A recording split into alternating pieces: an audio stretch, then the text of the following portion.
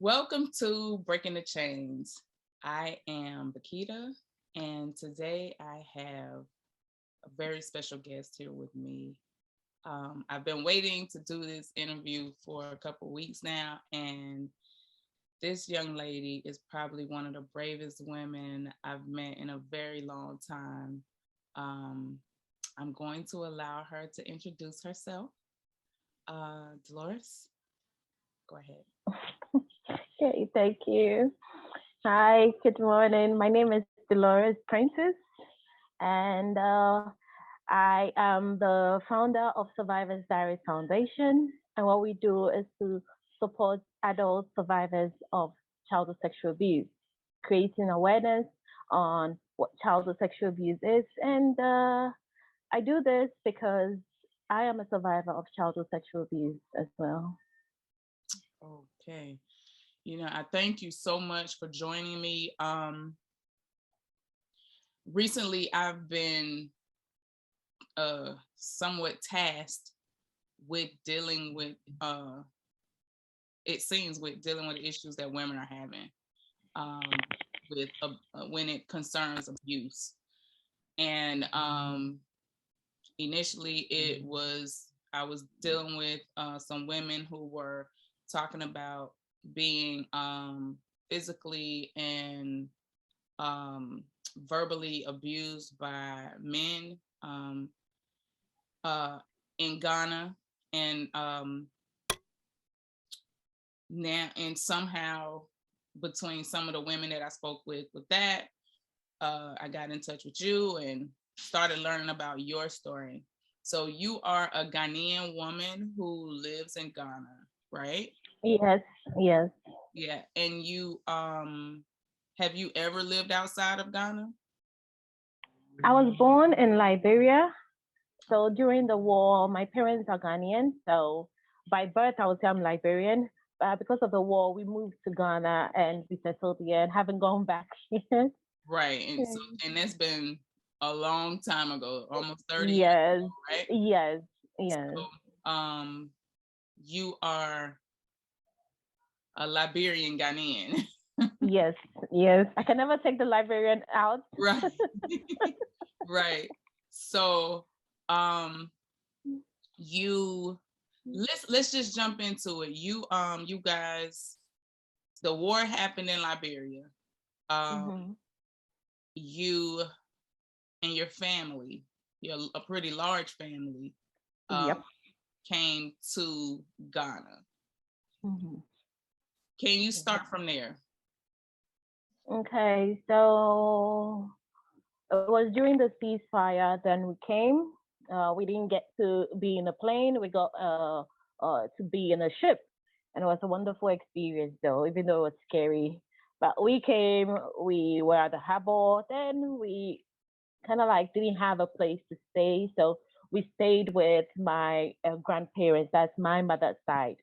Okay. So we stayed there for I think, a couple of months. Hmm. Then my dad got a contract with SIC. That's a state insurance company. Yes, and they gave him an apartment, a house, I should say. So not just an apartment because we're like a lot, a family of 10. So, and we lived there, and I think it was a year and a half. Then the contract ended. Then we moved to my grandmother's place. That was 1992. We moved back. So 1990 we came. My dad got his place, and then we're back at my grandmother's place in 1992. And it was a normal thing growing up. I don't remember much from back then. Yes, I don't remember much from back then. I knew that I was like, yeah, this is what we did. We played, riding a bicycle. And I'm a twin though. And what I remember was like, I never liked riding bicycle because I saw a guy go ahead and I was like, no, I'm never ever going to ride a bike. So Yeah. my twin sister, I would say, she was a tomboy, so she loved climbing trees, pushing ties down the road, and you see me playing with my doll. I love sitting down with my doll, cooking some invincible food for them, feeding them something I don't know, and it was fun for me. And going to school, I was very, very quiet. I was a very, very quiet person. Mm, Comparing me to my twin sister, I was very, very quiet. And I remember I remember all the good times that we had. And moving from there, my dad built his own home. He started working from 1992 all the way to 1998. mhm. Then we moved to my dad's new home. It was about something normal for me, So then I was in JHS, that's junior high school. Then I went to senior high school. I completed senior high school. I was at home. That was in 2003. And then it's like I was at home doing nothing, waiting for my results to see if I can go back to write my remedials or maybe going further my education that's going to the university or any college. So I was waiting at home and just sleeping, eating, watching movies, normal stuff that you do. Right. And it's like I noticed that each time I slept, it's like I could feel like there's a shadowy figure coming on me, and it scared me a lot. Hmm. But I didn't make sense of it. It's like, okay, this is a bad dream. And my family, we are very, very religious. So I didn't think it was any voodoo or something, because my dad would say, if you've not taken anybody's thing, they won't chase you. So I knew I've not taken anybody's stuff. So then, and it got serious, and I started seeing real images of people coming to me, like when I'm sleeping, they want to do things to me. Then, kind of like, I was like, no. So I called one of my cousins. That okay, I want to see a psychologist. So I met with a psychologist at Kolebu Teaching Hospital. She told me, okay, this is what you're dreaming. She told me, okay, write it down. Whatever you dream, write it down. Write it down. So I started doing my journaling. So when I come, I let her know what I dreamt because right now it's not that I've forgotten. Maybe then our next session with you a couple of days, and I might have forgotten my dream. But because I was writing it down, it helped the whole vision be real to me and current. So I was able to relay that to her, and she was like, okay. So bit by bit, then she helped me realize that no, this is what happened to you when you were a child. You Ah, were molested by your cousins and all the people that came. There were four persons. wow. Yes, and for relatives like that, it was really tough for me. Sometimes, when the memories start coming, then I kind of like go off. I collapse, and Mm, sometimes I get so scared that even if maybe I was sleeping with just my panties and bra or PJ, you see me running out of the house. So wow. somebody would have to come and grab me and put me down for me to come down, come to reality, come to the present that it's not happening now. And then it was very weird for me. It was like my whole life has changed. you know, your mates are continuing with their education in the university and you are stuck at home. So I was at home for 2 years Wow. just going for therapy. And then I started my antidepressants and I was put on anxiety medications. It was a really tough period for me. Yeah. Yeah. So did you go through a period of exhibiting like any behaviors like maybe um I know some survivors of childhood abuse, some become promiscuous, some get addicted to drugs, some really pull away and don't want to be with no any men, um, or even around women, depending on who was the perpetrator of the abuse. Um, did you experience any of those kinds of um, things? Yes, I did. I did. I remember I did therapy for a while, and then I like kind of like getting better. Then I started going to fashion school. So I was like, oh, I'm okay. It's like I can deal with it. But later on, I started reoccurring, but Mm. I didn't go for therapy. Oh, Then I started taking alcohol. mhm. I took in so much alcohol. It's like I go out with guys and I take half a bottle of vodka and they think that, oh, tonight I'm gonna get this girl. I'm gonna do everything that I want to do with her. And then we are going out like, hey, please, I'm going home. And it's like they're shocked. And I am not tipsy. I Wow. am not tipsy one bit. I am not drunk. So after a while, I thought therapy when it became I realized that because now I had so many bottles of alcohol. I go to town, I buy alcohol, and I stuff them in my cupboard. Wow. So I have visitors. I was like, oh, what do you want to drink? It's like, you have so much alcohol. It's like, yeah, I love to party. But secretly inside, I was taking the alcohol to numb my pain, you Yeah. know. So then I started therapy, and then I told my psychologist, this is it. She was like, are you getting drunk? I was like, no. She was like, Dolores, you're a lady. You either stop it because this it won't help you. Yeah. So then I started doing my journaling again and doing aqua therapy and all that just to find another way to deal with my trauma. So then I stopped taking the alcohol. Then I started with another addiction that is sex. I was like, I meet you, I want to have sex and nothing. I don't want to be in a relationship with you. I don't want to come the second time to have sex with you. It's just one time. Yeah. It got to a point that I was kind of like having it, and then later on I regret. I feel bad that this person wants me. I don't want them because Uh, they was like, I'm a good girl and they want to be with me. And I was like, no, I don't want you. Don't come close. I like my space. yeah. Don't come in my space. I don't want to get to know you more. It was only sex I wanted. And it became, some of the men were offended that you just used me. Yeah. And I just didn't understand why I didn't want them close. Yeah. I just didn't want them in my space. It's just this. And I realized that I was using the sex to numb the pain, to deal Yeah. with my trauma. So I Open. was not coping the right way. Yeah. So kind of like getting me in more kind of like twisted relationships that I didn't want to be in. Yes. Yeah. So Mm-hmm.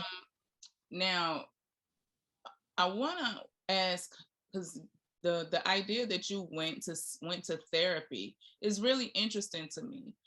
Here in our culture, in the Black American or African American culture, for a very long time, therapy has been such a taboo thing.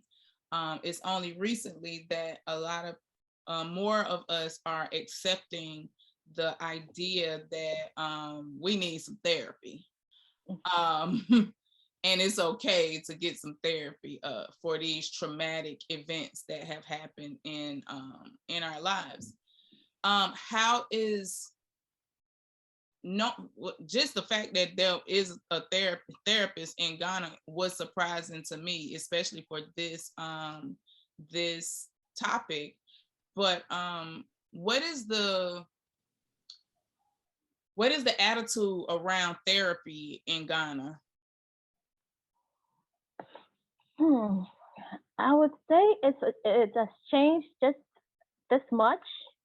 So Yes. as a Yes, because I noticed that my past relationship, immediately I mentioned that I'm in therapy or maybe I am breaking down and I realized that I need somebody to help me. And then I have to disclose that to my partner or maybe a friend. I was like, are you crazy? right, Then it breaks me, you right, know. And even I remember 2 years ago, just 2 years ago, I met up with another lady who is with another NGO, and they are into mental health. So I told her that I have a project that I'm doing, and this is the purpose of the project. So, is there a way that I could get therapy from your side? Because those who the side effects of childhood sexual abuse is depression, anxiety, all this mental disorders. So, is there a way we could work together? Then she was like, "So why are you doing this?" I was like, "I'm a survivor too. You yourself, you need help." And I was like, "Oh, okay, thank you very much. Then I will call you back when I schedule a meeting so that we can sit down and talk about this." And have never ever called her again.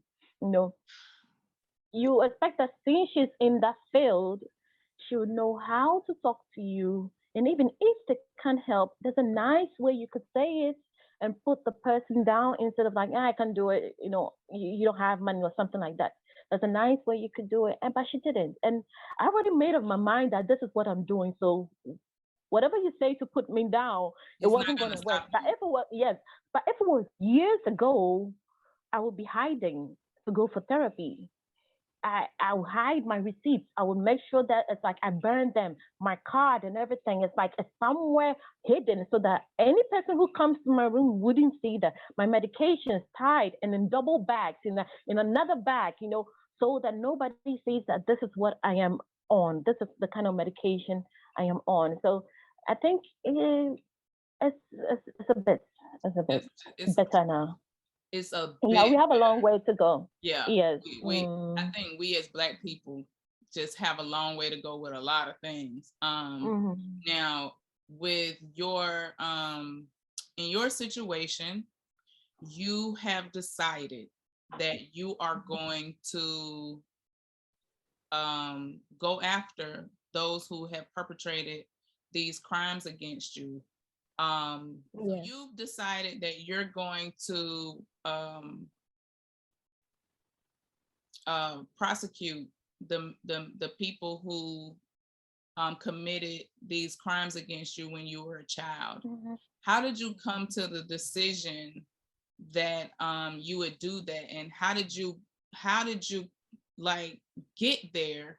Because that's a really brave thing to do. That's a bit, it's kind of scary, right? Yeah, it's a lot scary. I started thinking about it a couple of years ago, but I was like, it's been a long time, You need to mention it to somebody. Somebody will say it happened a long time ago, forget it. And I was like, no. So I think this year I started a year doing a lot of interviews on TV, creating awareness, talking about my story on radio stations, TV stations. And I remember one of my interviews, a lady asked me, so are you going to take any legal action? Then the thing hit me. It Ah, really hit me. Then I was like, yeah, I've been thinking about it. I told her. And yeah, I was thinking about it, but I never took the step. So mm, then afterwards, like I go April, every month, April, we go to the Volta region. I do education there with students. I teach students maybe about consent, about all the topics that they need to know about sexual abuse. And I sat down, I was like, I'm teaching these children to protect themselves. But I know people who did it and right, I'm not doing anything. right. Huh? It's like I'm really contradicting myself. I feel like I'm not doing the right thing.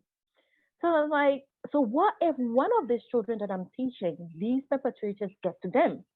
Then these children have to live what I lived. No, I can do that. I Oh, even have to speak up for myself. I have to speak up. So then I started calling people. It's like, I need a lawyer, somebody I can talk to, a person hear my story and tell me, even though it's been years, I can still do something about it. So we looked at the statute of limitations and it's not passed. So I was like, yay, that's one good thing. Then we good. looked at the story. I was like, okay, can we get witnesses? So we start doing that. So it's been a good journey for me. I love the experience I'm going through, even though it's been kind of like my emotions are everywhere. There are I days that I know. go to the police station, I come back and it's like I am so worked up. I can't really control myself. I'm having anxiety.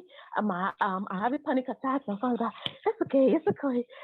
I'm happy that I'm going through this. If I should help another survivor in the future, I'll tell them exactly that it's okay. It's okay for your emotions to be running wild. It's okay, but it's gonna get better. Victory is at the end. Yeah. So how Mm, was it when you first started the process of um, prosecuting the case? Because of course, like you have to go and make a report, right? mhm. Um, Yeah. and it's been since the 90s. So Yes. what was the reaction when you first went to make your report? Okay, the first time I went to the Manprobi police station, and when I went there, I went to the counter and I told the man that, oh, this is my case. I happened long time in 1992 to 1995. He froze like the way you if you're on a Zoom meeting, the person freezes. He Yeah. froze like that. He froze, and then he turned slowly and looked at the other police officer. He's like, okay, yeah, come here and take and help her out. I was like, okay. So then he walked away. And he left me with the other police officer. And I told her that, this is my case. And she was like, okay. And then went back to him. Now it was kind of like weird. Like, do we have a nut case in the police station I or thought you is were she crazy. okay? Yeah. So then I stood there just looking at them, my eyes wide open for them to do kind of whatever they want to do, talk to each other. And then later on, he went and he called in. I think he's with the DOFSU unit, yeah, domestic violence unit. And then he came and they told me that, oh, this lady has a case. Then he also looked at me weird, and then he called the police officer aside, spoke to him, and the police officer came. I was like, okay, what's your name? I said, my name is Dolores. Okay, then he looked at me up and down. It's like, okay, so you have to wait for the commander, okay? So you can sit there under the tree somewhere and wait for the commander. I was like, okay. Then he just walked in the police station, let me outside. And I was like, okay. So I told my lawyer that, okay, so this is what is going on at the Manprobi police station. And she was like, okay. I was like, okay, I think I will want to move here to the Dansuma police station. And then she was like, okay, if you feel like they are not receiving you well, move to another police station. And then I went there. When I went there, I went to the DOFSU unit as well. And they said, oh, okay, okay. They heard my story and everything. So they took me to their madam, that's the head of DOFSU unit. And she was like, okay, and her okay was kind of like strong. Yeah. And she was like, okay. She was like, why are you doing this now? And I said, my statute of limitation has not exceeded. So I want to do it because now I can speak for myself. Those who were in charge, who were supposed to have done something, then didn't do anything. And I was a minor. She was like, okay, go and directed everybody, okay, now go take her statement, let her go downstairs, take her statement, bring it up. And then when you have the statement, bring it, and then let's see how best we can help. And I was like, oh, thank God, this is good. And I'm happy they've supported me, they've encouraged me. Even I think some weeks ago, I went to see the crime officer, and she was like, she's so happy, but she has never ever seen somebody come up after so long a time to bring up a case like this. And she's happy that I have done that. And she will tell me that she will support me as long as she can. I was like, thank you, madam. Thank you so much. And it has been very, very good. The every time I go there, I feel like these are people who understand what justice is all about. And they read through my story. And immediately I come there, the way they welcome me is just amazing. Yeah. Mm-hmm. How do you feel that maybe because it was like speaking to a woman versus speaking to a man, that the difference was the woman could more so understand where you were coming from? Or Oh, how do you feel about that part? oh, definitely. I feel like because there were women, they were able to sympathize more, to understand. Because when I look at growing up, the first person I ever told that this is what was going on was a woman. Was a woman. So definitely somebody must have confided in them. They must have heard about other people's story, or they must have experienced something close to it, so they understand. Yes, they understood me perfectly. So I think because they were women, honestly. But I have met one. There's one CID there. He's a man, and I think because he's much knowledgeable on these things, So he also understood me, and he's amongst women. So Yeah. definitely conversations will come up. He will understand what women feel. So I think being talking to a woman really did help. Yeah. Yeah. So, have you found that some men, you mentioned the commander having being supportive. Have you find that there have been other men who have been supportive in your journey? Yes. I have a couple of friends. You know, I try to kind of like I would say test the waters. So before I even reported the incident, when I was working with my lawyer, the onset, kind of like, hey, how are you? We'll have a conversation on the phone. I was like, yeah, this is what I'm doing. It's like, oh, why? It's been a long time. Just let it go. This is the reason why I'm doing it. To make sure that everyone who is around me Mm. is safe. Everyone who is around me is safe. Everybody knows that this person did this. So when they come around, you're careful. Your eye will be on them. So he was like, okay. Then I tell another friend. So when I explain at the onset, they're kind of like, no, don't do it. But when I kind of like explain to them why I am doing it, then they understand. But some don't, you know, some Right. don't just get it. It's like, no, no, no, you shouldn't, you shouldn't. Yeah. So I think if there's much education, people would understand. Mm. So when the person doesn't understand, I tell them that okay, you're not that educated when it comes to these things. So I then cut off the conversation and I don't talk about it. Yeah. Hmm. Hold on. So you are, of course, I think it's a little kind of like natural for people to kind of but then you find that some people are actually like, hey, is this is a good idea and we're glad that you're doing it. And then you find that they may actually be supportive. um have you found some people that like kind of move away from you completely because you're doing such a thing? Yes, I have. Mm. I have. Okay. Yes, I have received a phone call. And it's like, I don't want to be part of this. I don't want to be part of this. Don't call me, you know.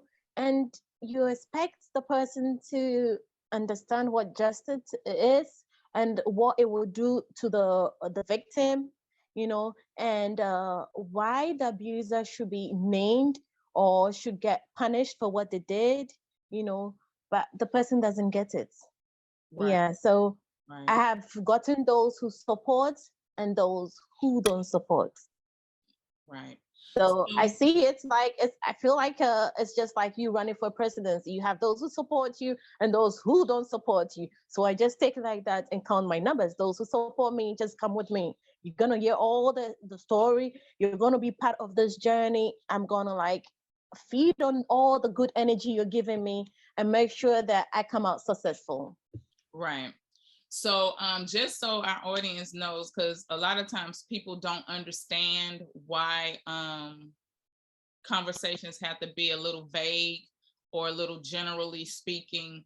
Um, you're in court right now with your case, so we can't Mhm, speak directly about what your specific case is. We have mhm, to speak in general terms. Um, so I just want my audience to know that because you are in court, we can't just say, "Oh, this is what happened, and that is what happened, and that is what happened." So I just wanted to put that out there. So, because I've had people in my comments about other videos that I've done say, oh, this is so vague. You're speaking in such general terms. And in all of those cases, I was speaking in general terms because these people were in actual cases and these were court cases or police cases or whatever. And you can't just speak specifically to a case that's in court. So I just wanted to put that out there real quick. So because of what you've gone through, you decided you're gonna prosecute the 4 individuals who committed these crimes against you as a child. You also have a, a organization, Survivors Diaries. Um, tell me a little bit more about Survivors Diaries and how could somebody get in touch with Survivors Diaries? Okay, so I would like to mention 3 activities that we do. So Survivors Diaries, like I said earlier on at the onset, is like we support adult survivors of childhood sexual abuse. But Mhm. aside supporting these adult survivors, it's like we educate them for them to understand what they are going through. We put them in a support group bit by bit so that every week they get to learn something to be able to manage or suppress their trauma or triggers, understand all those things. Because like we said earlier on, when it comes to going for psychotherapy, some people still shun it. So we are hoping that in due time we will be able to get a therapist who could come on board with us to be able to aside the support group and what we are doing for them. Maybe you take one-on-one cases to be able to assist them so that they can heal better. Yes. Aside that, we also have our child safety lesson, and that is where we go to schools and teach children. And then the third one is our safe adult education. We want to create a community where adults know what to do and they know how to teach their children from school. Because over the years, we've had non-profit organizations go to schools, teach children, but the crime is still going on. The numbers are still increasing. So what are we doing wrong? Yeah. We can go to every school, we might not reach every student. So if the parents, all the adults, the aunties, the uncles, the grandmas, the grandfathers could know what we know, then if we go to the schools, whatever we teach them, they can go and share it with their parents. Because if we get to go there once in a while, we get to go there maybe once a term, we can have a constant one with them, a constant education with them. But their parents are with them constantly, 24/7 over the weekends. So they can also take advantage and educate their children as well and protect them in the house. So we reach out to these adults to educate them. So these are the 3 main areas that we focus on. Yes. So that's what we do. So if anybody want to reach us, we have our Facebook page, Survivors Diaries Foundation, there as well. And then you can reach us by email, survivorsdiaries.csa@outlook.com. Great. And I'll put all of that information in the description. So if you want to contact and support Survivors Diaries, you'll have the information. Speaking of support, we are working on a GoFundMe campaign for you specifically, plus Survivors Diaries. But we want to raise funds for your legal fees, for your therapy sessions, because although you need therapy, therapy is not free. So you need to be able to pay for therapy, and other people in your Organization. organization will need they need therapy also. And Yeah. you know, I know here in the States, like being able to afford a therapy or a therapist is kind of like a luxury, because most of us don't have the money that it takes, or even have insurance to be able to afford to go and deal with our trauma. But so this is why we decided, or you've decided, that we need to raise this money so that we can help with the legal fees, help with the therapy for yourself and for other survivors. So I'll put the link for the GoFundMe in the description. Also, um, is there anything that you want to say Um, or is there anything that any other things that you want to say to my viewers? Okay, so I want them to support us as much as we can because even though mine happened long time ago, it pains me to see other women come out in my community and they tell their story and they are so hurt that nobody in their family knows. So they're dealing with their trauma on their own. In secret, they're doing it. So if there's a way people could come out to support us to create more awareness so that we can reach more people in Ghana. And then to add up, I'm Liberian. I can change that. I was born there. And I've had people, I'm on different platforms there on Facebook. So I post some of the things that I do there. So they're coming like, oh, Dolores, because of the war, we have a lot of women who have come back and they're going through this. So come and help them. If you're doing it in Ghana, come back home and help them. But I don't have enough funds to do that. So if we could get people who could come, and it's like, okay, let's go, let's do some education there. If it's just for a couple of weeks, let's go to help other people because when it comes to year, therapy is something people don't talk about, but Yeah. they're hurting inside. And if you come, we could make arrangements, go out there, do our outreach, and educate people. We need all the support we can to create awareness. We need it. Yes, we do. One other thing I wanted to ask was, so there are a lot of African Americans and African Europeans and other diasporans moving back into Ghana. Childhood abuse is a global problem. So are diasporans welcome to join your organization? And is it okay for them to, try to seek help through your organization also? Yes, they can seek help through our organization. Either they want to support or they want to be part of the support group.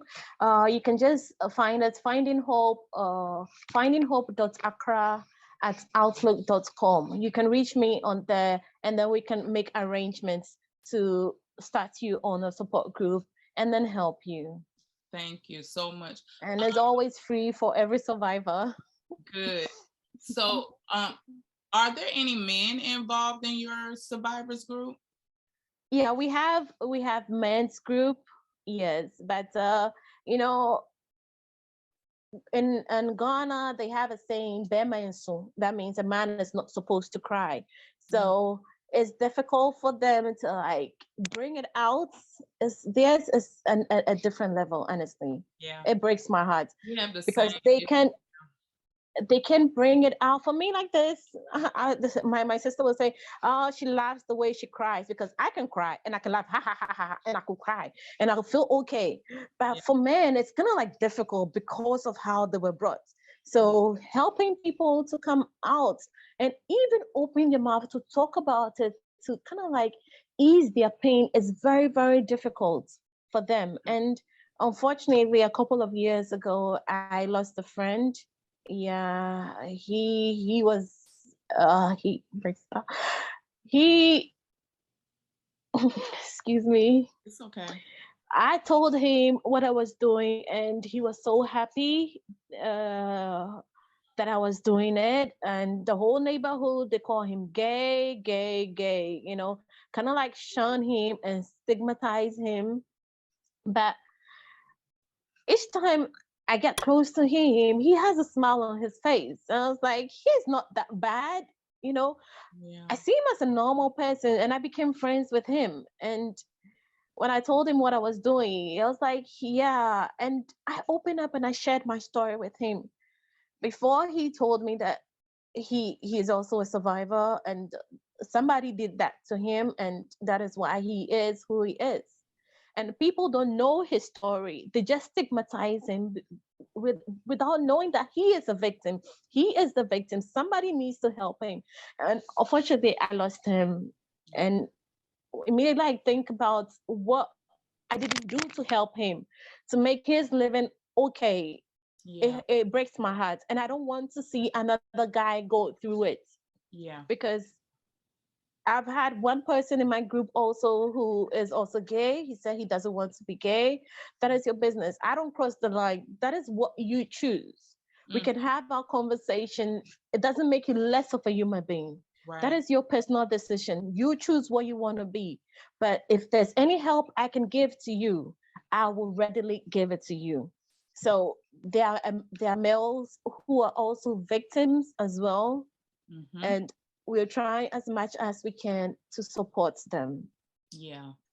Put them in a community where they feel okay to express themselves. And there are a lot of people out there, a lot of men and women out there who don't have that community, and we want to create that community where they can go and say, I'm a survivor. Yeah. I really appreciate you for this. Um, it is something that I think is ignored way too much. People just expect you to, oh, it's a long time ago. So, you know, why are you still on that? And it's like, if when people, I don't think people understand that if you never deal with trauma, it never goes away. And Yeah. even when you deal with it, it doesn't go away. It it makes you learn how to cope better with the trauma. You learn how to manage your life better uh, as a result of the trauma. But when you don't get help, so many people end up going down the road of drugs and abusing sex themselves and actually becoming abusers.